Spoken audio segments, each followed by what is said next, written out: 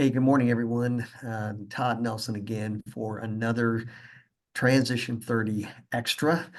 We've got a great call lined up for you today. We've asked Sean Welsh to be our guest, and he has agreed to be on the call, and really looking forward to what Sean has to bring to this whole conversation. Sean is, I believe, the co-founder, if I'm understanding correctly, of the VSOs podcast, an Army veteran, come to find out, a Navy brat growing up. And so Sean brings such a wealth of not only experience and insight, but also he has been living it and is in the middle of living through that whole transition. And so it's exciting to have you on. Sean, thank you so much for joining us. I'm so happy to be back here, Todd. It's great talking with you, and especially Keith. Keith and I have had a couple interactions, had a lot of fun. So really looking forward to talking about transition and how we can help people. Absolutely. And of course, I'd be remiss not to mention the bearded wonder of truth bombs, Keith Casant himself. Keith, always great seeing you. Thanks for joining us again. My pleasure, Todd. Always great to be here. Thank you. Yeah, yeah. So we're going to go ahead and kick it off. These Transition 30 Extra calls, as we all know, are meant to go a little bit deeper and rather than on the Transition 30 calls, holding up the 5-minute timer and trying to get as much information as we can out to the service members.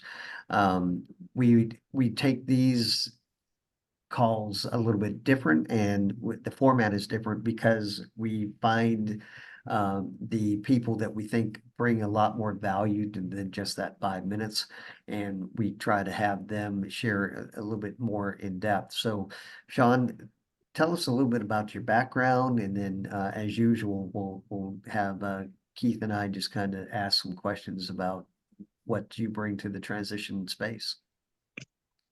Yeah, absolutely. So as you brought up, I was kind of a nomad most of my life. I was a Navy brat and served 20 in the Army as well. Conveniently, I grew up rooting for the Naval Academy during the Army Navy game, and they lost almost every year to the Army. And then I joined the Army, and it took years for them to beat Navy. So it's been a struggle. But career intel analyst, never changed MOSs, did the same job the whole time, and of course moved into the NCO ranks and enjoyed leading soldiers and having fun there. Got to spend a couple years in the combat zones between Iraq and Afghanistan, which is obviously not a great place to visit, but as an intel professional, it's a great place to practice your trade and really hone those types of skills and hopefully make an impact on the battlefield, which is what we were all striving to do. Yeah, yeah. But And married, when did you actually transition? so I officially retired last June. Okay. In 23, did almost 4 months of transition leave. So I'm trying to think back when I actually stopped wearing the uniform. That was March. So Almost a year as of this yep, recording then. Well, good for you. Good for absolutely. you. Yeah. Well, Very thanks so excited much. about it. Yeah, yeah, I'm sure. Thanks so much for sharing that. And so Keith, as always, let's jump right in with your background. And I know you and Sean have uh, collaborated on a couple of projects, and so let's talk about what everything that we need to know from Sean on this transition I feel like this is journey. about to be payback. No, no, no. I only lob softballs, slow pitch at that. So, no, well, I mean, so I'd love to just kind of, mentioning the projects, right? So the Vet SOS podcast that you run with Eric. I guess my first question. So you've only been separated. I mean, officially retired way less than a year. I mean, but considerably less, and even out of uniform in the civilian world for less than a year. How does one come to start a podcast so quickly? I mean, so many of us were, I've been out for 4 years and I'm just now getting into a podcast with Todd. Like, how do you jump into the space that quickly? So the first thing I did when I started my transition, and I was fortunate, I started my transition at the 2-year mark. So I started early. And the first thing I did, because I had a buddy who was about 6 months ahead of me. So basically, I just jumped on his coattails, and everything he was doing, I signed up for. And he signed up for this career summit with the Who You Know show in Dallas, Texas. No idea what it was. I'm like, yep, I'm doing it. He's doing it, I'm doing it. And sat through it. It's about an hour long, and completely changed my perspective of what I was going to be doing as far as the transition was concerned, because it was all civilian. It wasn't military focused at all. Had nothing to do with the military, and so that really just changed the way I looked at things right off the bat, and some of the skills that I learned through there that I applied to my transition personally.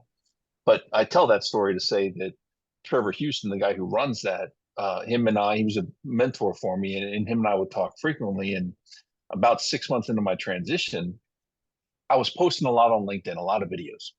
And so him and I are talking. He's like, "You need to do a podcast." I said, "No, I don't. Nope. Have no desire to do a podcast." And he kept talking. He's like, "Look, you're doing all these videos. You do a podcast. You do this micro content. It'll be awesome." I'm like, "Let me think about it." So a couple weeks go by. I think about it. And so I call him back, and we're talking. And he has this idea for like a game show type podcast. And like, well, that's not really me. I have this idea. We have 40,000 plus transition organizations, and the government doesn't really tell us about any. I think highlighting that would be beneficial, because I love it. Let's do it. Okay, now what? So his partner in business and on the Who You Know show, Mark Elder, who was my co-founder, he was an Air Force veteran. So he came on board, and the two of us basically started planning this thing out and putting it together. Mind you, I'm only like 6 months into transition at this point. And finally, Trevor comes up on the line and says, "Look, just start recording. You guys have been talking about this for like 3 months. Just start recording." So we lined up some guests, and we started recording. And very first episode, we hit live record, and my computer froze. That wasn't in like the first 5 minutes of my first episode. Awesome. But that's how it started. He encouraged me to do it. And one of the mindsets that I adopted early on in my transition was the willingness to try things that I didn't necessarily want to do or I was comfortable doing. I've always been pretty calculated, and my risks, I wouldn't say I'm risk adverse, but I was very calculated in the risks I took. So we tried it, and you want to talk about a blessing. I mean, it's just been so much fun. I've met so many great people, and I learned so much. And I was learning during my transition, which made it even better, because I was avoiding a lot of the pitfalls that other people were falling into or had fallen into. That's great. Yeah. I mean, just to be able to lead in transition space while you're following in the like it's such an interesting dynamic. I love that Yeah. part of your story. So I mean, I got so like, and maybe there's plenty more than one, but like, what would you say is the top, or maybe the top three, like of the things you were hearing from these experts and these SMEs and these gurus in transition space that you're having on your show, and you're interviewing them, for the transitioning community at large, but like, what were some of the top things that you felt were most instrumental that you learned from these people while you were also transitioning yourself? The one that I always use as an example, and it sticks out, was Alfredo Torres. He was one of my very first guests. He was actually supposed to be, I think, guest number one, and we had a bad connection, so he wound up being, I think, sixth. But he talked about transition being a buffet, and how you go into a buffet and you pick and choose what you want. And that was kind of mind blowing for me at this point. Figure at this point I'm 7-8 months into transition. I'm like, huh. And you start thinking about it, and you're like, it really is. I have to decide what I want. And now I'm a big guy, 6'6", over 300 pounds. I go into a buffet, people get scared.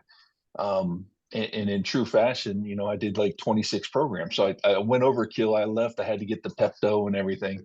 But it was that one really stuck with me right from the get-go. And then I would say early on, most of the people that I had on were people that I'd already been involved with. So like I had the military transition roundtable guys on, because I was involved in the program. And so they jumped right on there with me. They were guests 1 and 2. And Bruce Thompson, had him on earlier. He was one of the guys I talked to first on Veterati, talked to him multiple times. And then we knew we were moving to Jacksonville. So I was having lunch with him when we came down, so I was blessed with people wanting to support something that was brand new, which was awesome. And back to, I guess, the original question, things that I learned. I think the buffet thing that really stuck with me, and it's an example I use all the time. Two, we had Dr. Destiny Preed on, and she was talking about all the things she has her hands in, everything that she's doing to not only help our community, but even having young children at the house, and realizing that if you manage your time, the amount of things you can accomplish is just ridiculous. And so looking at her and what she was doing, that really opened my eyes. And then, of course, we had both Eric, who wound up being the second co-host, and Leslie, who were both with ACP at the time when they came on. And I'm a huge supporter of ACP. Love ACP. I still talk to my mentor now, even though I'm out. It's just a phenomenal program, and having them come on and talk about it and the importance of it, and also the huge need they have for additional mentors to come on board. So my hope is that people see those episodes and start to contemplate, being a mentor as well. So those were a couple of ones early on that really kind of jumped out and stuck with me. Yeah, that's great.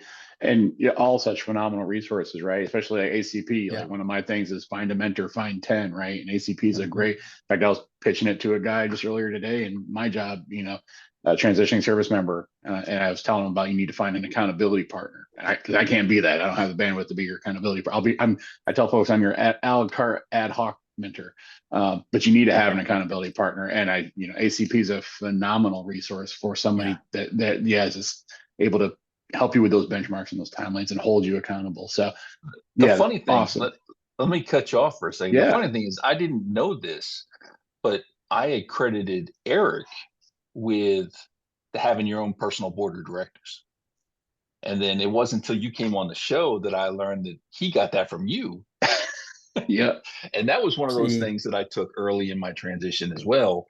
And, and really started telling people, board of directors for everything you do. So like, I love being involved in the Boy Scouts. So I have a couple of people on my board of directors for just Boy Scouts that I go to when I have questions or I want further things.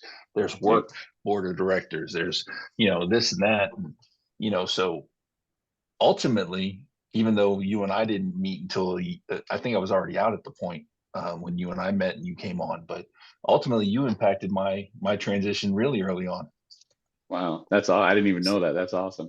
See, and that's why I think Keith needs to have his own. You need to start your own thing, man. You need to be like the Truth Bomb podcast or something. Oh. I don't know if I want to run my own podcast. You heard it here first. There you go. He's got it. You already trademarked the bearded wonder of Truth Bombs thing. So whatever I can do for you, Keith. Yeah. And it's funny how small the transition community can be sometimes, because like Lori Nora, like I heard her, I'm going to say she stole it from me. I don't think she heard it anywhere before me. The snipers analogy that I like to use, transition or the job hunt's a sniper's game, it's not a run and gun blast. And I heard her use that recently. I was like, oh, hey, that sounded familiar. But all that to say, Sean, like, so the community is so small, and this podcast, especially, I feel like it launched you into the superstardom, I guess, almost. And you did. You've made a name for yourself. And you even mentioned, like, when it all started, right? It all started with a quasi networking event, or and then I see you're going to the military influencer conference, and all these other things. So what would you say beyond the podcast, even, like, what would you say networking has done for you, and what would you recommend to the others that are out there in their own transitions now? So the podcast definitely, I guess, put me in the transition space. And it wasn't something I had ever really intended on doing. Really, we were having fun. I was learning, and it was Eric who's like, dude, you're squarely in the space. You can stop saying you got 1 foot in, 1 foot out. You're a part of it. And it's kind of cool, because there are people that I don't know that refer people to me. and it's like, wow, I haven't even been out of the Army a year. People are referring people to me, which is really cool. And hopefully I'm helping, because really ultimately that's all I want to do. If I have some knowledge, I'm willing to share it. And, if I don't know it, my buddy Keith probably knows something, and we'll reach out to him, and Eric may know something, and, Lori, and, just spreading it around. And that's what I love about this community, because they're all like that. And it's just absolutely amazing. And in that, I completely forgot what the actual question was. Well, just like in all the networking opportunities you've been afforded because of the podcast mostly, but and just your superstardom, as I said, like what importance have you found there to be with networking, and what would you suggest and impart upon our listeners that are maybe still they're in the transition space themselves? I like to use the term targeted networking. Kind of like with job searching, you can, use a shotgun if you want, and have these wide blast patterns, or you can snipe. And so with LinkedIn, you have all these filters. So every different aspect of my life I've used on LinkedIn to find connections. So I reach out to other podcasters, find out, what they're doing, how they're doing things, what can I learn from them. I reach out to people in transition, to potentially help them. I reach out to, people in the transition space, because I need more guests on my podcast. The thing is, some people are going to respond, some people aren't, right? And the virtual networking thing is really cool. It's a great thing that we have, because had we not had this, I mean, Keith, you and I never would have met, right? I mean, maybe somewhere down the road you and I would meet, but Todd, same thing. Had we not had the virtual ability to do so, there's a lot of people I never would have met. And then if you can go to in-person ones, oh man, by far do that. It is so beneficial just to work a room, walk around, talk to people. At these networking events, most people are open to just have a conversation.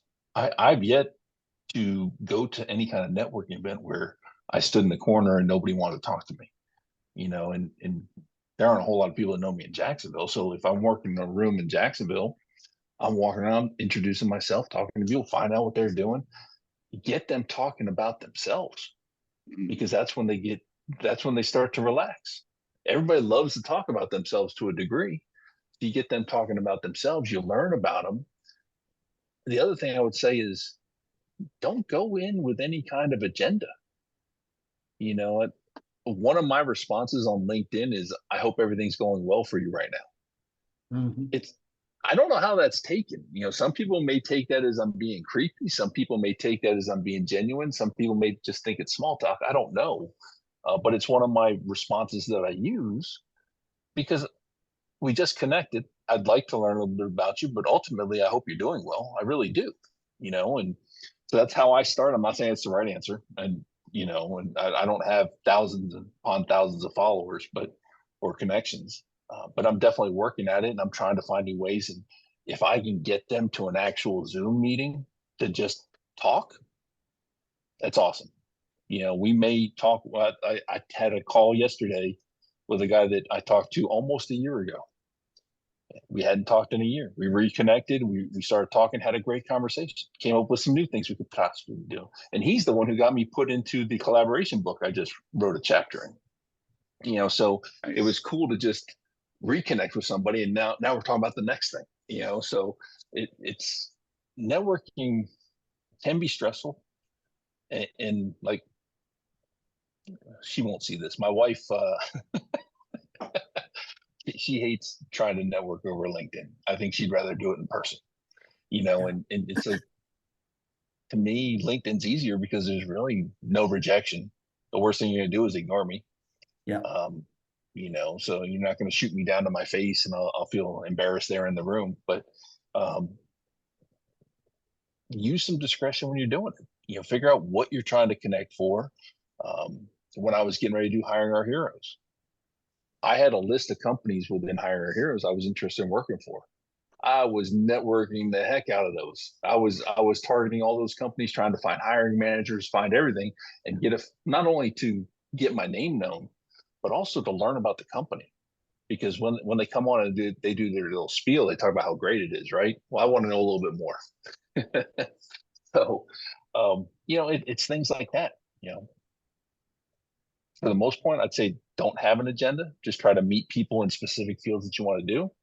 But at the same time, there's times you're going to have an agenda. Like when I was doing the Hiring Heroes, I wanted to find people that were at specific companies. So I want to know more about them. Yeah, that's Yeah. great. And Yeah. go ahead, Todd. Keith, let me interject real quick, Sean. That's such a great point because, for instance, I'm going to have a post here because I just met with the CW5, and we don't realize probably in the military quite how the pandemic affected the outside circle of people, the civilian sector. Because this past Sunday, I just met a CW5 at a Cracker Barrel because he was flying he's still active duty, and he said, "Hey, I'm coming in to Fort Campbell, and just thought I'd meet up with you." We had never met. He sat in on a transition 32 years ago, and to turn that around for the transitioning people, service members, people are willing to meet virtually, to talk virtually, but that in person, there's just something that you can't replace. But don't be afraid to use LinkedIn for the very purpose that I think is its biggest strength, is that you can tap into the expertise of somebody across the country that I just don't think was really quite as accepted prior to the pandemic. Yeah, and the virtual thing is also a piece, right? Yeah. So Yeah, when I had the absolutely. opportunity to go to the MIC last year, I met a ton of people that I've been networking that were huge parts of my transition, people I've interviewed on the podcast. I finally got to meet them in person, and it was even better, because we already had a little bit of a relationship. And, don't get me wrong, I still screw up a lot of things. Like there's one particular person in our space that I was trying to get to be a guest on the show, and I ran into him at the MIC, and I like put my foot completely in my mouth, and just the way I came at it was wrong. And now I'm trying to fix that a little bit and go back because I didn't mean, the way the interaction happened was not how I wanted it to happen. Let's put it that way. I think I caught them off guard. So, and as someone who's 6'6", jumping out of a corner scares people. So, I'm working on repairing that one. That's Yeah. yeah. So, And so first of Keith, all, do okay. you have, I want to make sure that we stay within the guidelines that we set up for the meeting or for this call. So do you have like a final question that we can kind of, because I feel like we just barely scratched the surface with Sean, but I Yeah. do want to see if we can dig a little bit more out of Sean's background. Yeah, absolutely got one more. But first, Todd, you met at CW5. Like you should have played the lottery that day. They're like mythical unicorns in the military. Like I saw a picture of two of them together once in the same photo, and it was like, oh my gosh, like Armageddon's coming. But anyway, They no, call that fake news today. exactly right. Yeah, CW. Wow. All right. No. Yeah. Last question. Well, maybe second to last. I got a quick where I want to make for the end, but all that to say, maybe a statement more than a question. But anyway, so again, the I keep pitching the podcast. It's an amazing podcast, and you've met all these people now. I don't even how many episodes are you on? We're in the 90s right now. We're getting ready to record Awesome. episode 100 in our 2-year That's anniversary. amazing. So awesome. yeah, so all these resources. So what, like these people you met. So what would you say are your top 5 resources that you would encourage service members that are transitioning to look into? Okay, so I do have my list of 5, and I'll preface this by telling the same thing I've said before, and I think I said it on our Transition 30 call, was get more than one opinion, because my experience with it could be completely different than how Keith experienced it. So, make sure you get at least 2 opinions on a program to see if it might be the right thing for you. For me, it starts with Leader Transition Institute, from transitioning from we to me. That was hands down probably one of the best programs I went through personally. Really helped me with what I was doing, and love what Annie Brock is doing over there with that program. The Commit Foundation, love their program as well. You get a coach for 6 months while you work their program. Phenomenal way they pair people up. My coach and I got along fabulously. He held me to, to the standards that him and I set up from the very beginning, and just had a wonderful experience with that. ACP is another one that I think everybody has to do. You get a mentor for a year. They're phenomenal at matching people. That the fact that they don't use like a computer to do it, it just still baffles me. So definitely do ACP, and you won't regret that. Promise you. Veterati, I was doing probably 5 mentor calls a week at the peak of my transition. They're 1-hour calls. You go through, you set up your profile, they set up their profiles, the mentors do, and it kind of becomes like Tinder where it gives you a percentage match, right? But you can also go in there and search. So I used it to knock out all the things that I didn't want to do. I learned talking to people about project management that there's no way in hell I was ever going to get a PMP. I learned that first in Veterati. So that's one of those things that I think you definitely got to do that one. That one to me is like a no-brainer. And then another one that I really found a lot of value in was 4Block. And what I really like about 4Block is it's regionalized. So I did the online one, which happened to be kind of based in Jacksonville. But they have ones that are located in different cities, and they bring in companies local to that area to talk about their organizations and what they're looking for. So you get that instant introduction to hiring managers or recruiters within your local community. And now, granted, the material they go over is very similar to the material the other programs go over. And I think it was David Trenholm when he came on the show, talked about how 75% of the programs, all the programs out there are fairly similar. It's that 25% that's different. And that's what you're looking at. But yeah, those would be my top 5 that I usually recommend to people to, try out and see. I love them. Yeah, no, that's awesome. Yeah. And like you mentioned it earlier, last statistic I read was up over 47,000 nonprofits, right, are registered with the IRS just for veterans, and so it's a sea of goodwill, and it can be overwhelming. So yeah, I love it. Find some mentors to help. You need mentors just to find mentors, right? And to circumvent the system. But yeah, and because not all programs are created equal. Not all have veterans at their veterans' best interest at heart. And not all experiences are the same. Some, you mentioned one earlier. I won't mention who they were, but like you spoke highly of an organization that I had a very bad experience with, and I don't actually ever tell people not to go to them, but I just don't endorse them, right? And it's not, it's just. But I know for a fact mine was my mentor. In fact, I know after after my interaction with him, like 2 months later, he left the organization, probably for those reasons. So I've heard other people speak very highly of the organization. I'm like, this wasn't for me, Yeah. So all that to say, no, I'll hand it back over here to Todd in just a second. But one last thing, Sean. So you mentioned it earlier, the Army Navy thing. Clearly, there's a common denominator here. So all I will say is, please just don't let any of your kids go Air Force, and we should be good on the front to keep the Commander's Cup in the Army's house from here on out. All right, Todd, back to you. Where do we go from there? I think is the best question. So, well, listen, Sean, we're going to make sure in the show notes that people know how to connect up with you. I know it's just such. I think Keith's observation was so astute in the fact that you're in a lot of ways still in the middle of transition.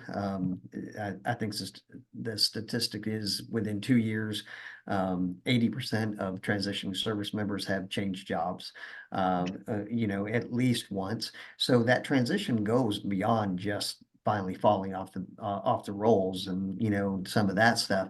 But to be in the middle of the transition and then to be doing what you're doing with like the Vet SOS podcast and some of that, just phenomenal example of, I think, what you can do if you don't just have if you don't allow all the anxiety and everything to pile up on you. So thank you so much. Do you have anything the last 10 seconds why people would reach out to you? Uh, I'll tell you what I know. That's the bottom line. I don't know everything, but I know a lot of people. And I'll tell you what I know. And the other thing I'll tell you is don't just network and then ghost. Yeah. Continue to Oh my work, even if goodness. it's just once a week on LinkedIn. Yeah. Continue to get on there and work with your network, because you never know. Like the statistic you just said, within 2 years, people are on the second, third jobs. Yep. I'm in a position where my job that I got out of the military was defunded. I had Yep. no anticipation that that was going to happen, but it happened. Yep. So continue to work your network and continue to build it, and Yeah. use it then. Yeah. I Great. want to add Great. something real quick. Can I? Yeah. Yeah. And Please. don't neglect the network you already have. Every time I get to say it's like, I'm going to pitch it because, right, I'm on job number 5, 4 years out. I'm already on 5. Well, I'm done now. I think I found my forever home. But I'll have to say, 4 out of my 5 jobs I got through networking, 2 of them were from my network I already had in uniform. They were old Army buddies, and they helped me get jobs. So Yeah. continue, always be networking, ABN, right? But at the same time, don't neglect the network you already have. Sorry, I had to pitch that. Yeah, no, that is such, we should have led with it with those two pieces of advice and then let everything follow after that. But Sean, always great connecting with you. Keith, as always, thanks for hosting with us and being the driver of the show. And it's been great. All of the information as far as how you can connect up with any of us here on the call is going to be in the show notes. And we look forward to seeing what Keith, when you have your podcast, how that comes out for you. And Sean, best of luck on the 100th episode and beyond with that better SOS. Awesome, great job. Thank you. We're looking forward to it, and hopefully we're helping. Absolutely, absolutely. Well, gentlemen, thank you so much. We will see you on the next call. Been a pleasure. See Thank y'all you. later.